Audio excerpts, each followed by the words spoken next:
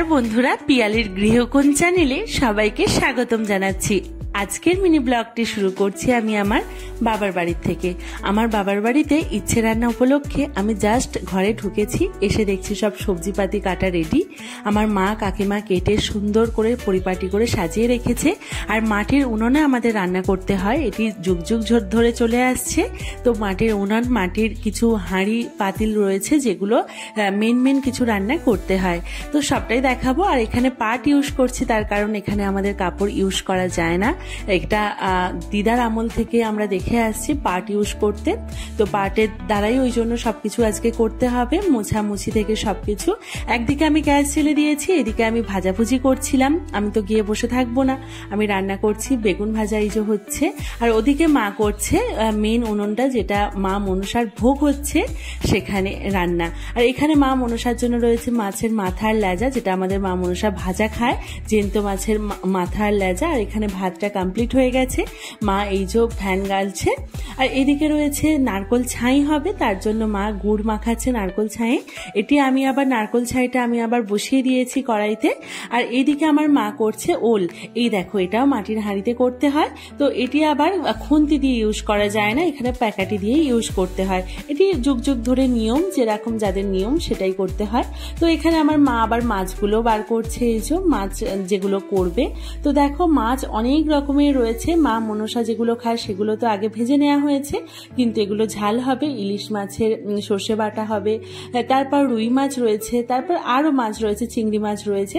আর এই যে দেখো, মাটির হাঁড়িতে ডালটাও হবে, চাপ করে যে ডালটা হয় আর কি, মটর ডাল। আর এই যে মাছের ঝাল হয়ে গেছে।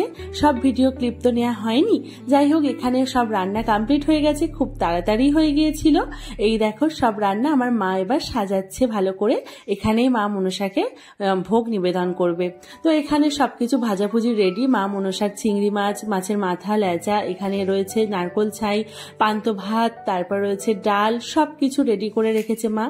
তো এগুলোই এবার মা মনসাকে নিবেদন করবে। তার আগে কিছু নিয়ম রয়েছে, সেগুলো আবার মা করবে, তারপরেই ভোগ নিবেদন করতে পারবে। তো এই দেখো, পাট দিয়েই মা সবকিছু ইউজ করছে, এখানে কিন্তু কোনো রকম কাপড় ইউজ করা যাবে না। তো যাই হোক, এই দেখো, এমনকি পাটটা আর প্যাকাটিটা এর ওপর রাখতেও হয়, এটাই মা বলল। তো এবার মা জল তুলতে চলে গেছে নদীতে, ওখানে নাকি জল তোলার নিয়ম। তো এই জলটা তুলে মা মনসার মন্দিরটাকে ভালো করে ধুয়ে মা মনসার কাছে নাক কান মুলতে হয়, কারণ যদি কিছু অপরাধ হয়ে থাকে মা মনসা যেন ক্ষমা করে দেয়। তো আমাদের এখানে মা মনসা কিন্তু খুব জাগ্রত। আমার মনে আছে আমার ঠাকুমা একবার কিছু ভুল করেছিল, যার জন্য কিন্তু আমাদের বাড়িতে মা মনসা স্বয়ং এসেছিল। বড় একটা সাপ আমাদের মা মনসার খাবার দেবার জায়গায় বসেছিল, তখন আমার দিদাকে আবার স্নান করে নতুন করে সবকিছু করতে হয়েছিল। কিছু একটা ভুল ত্রুটি হলেই কিন্তু মা মনসা আমাদের এখানে দেখা দেন।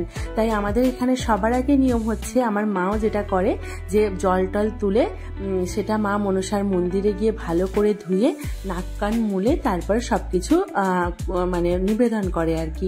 তো এই করছিল মা, এই যে জল টল তুলতে গিয়েছিল। তো এটি আমাদের একটা নদী গ্রামের, এখান থেকে জল টল তুলে এই যে মা উঠছে, আমি বোন আমার কাকিমা সবাই ছিলাম। তো এটি হচ্ছে আমাদের মা মনসার মন্দির, যেখানে আমাদের যুগ যুগ ধরে এখানে আমাদের মা মনসার পুজো হয়ে আসছে। এটা আমাদের পুরনো বাড়িতে। তো এখানে মা এই যে নাক কান মুলছে, আর তার সাথে মা মনসার মন্দিরটা এই জল দিয়ে ধুয়ে দিল, যেন মা মনসার কিছু ভুল ত্রুটি হলে ক্ষমা করে দেয়, সেই জন্য। তো সেই জলটা নিয়েই আবার এটা দিয়ে চারিদিকে ঘিরে দিচ্ছে, দিয়ে প্রণাম করে মা মনসাকে এবার নিবেদন করলো। লাস্টে এই যে আমরা ডিনার কমপ্লিট করলাম। এই ছিল রাতের একটা ছোট্ট মিনি ব্লগ। আমি রাত্রে বেশি মাছ খাই না, তাই বেশি মাছ নিইনি। এই ছিল ব্লগ, পরে আরো একটা ব্লগ তোমাদের সাথে শেয়ার করব।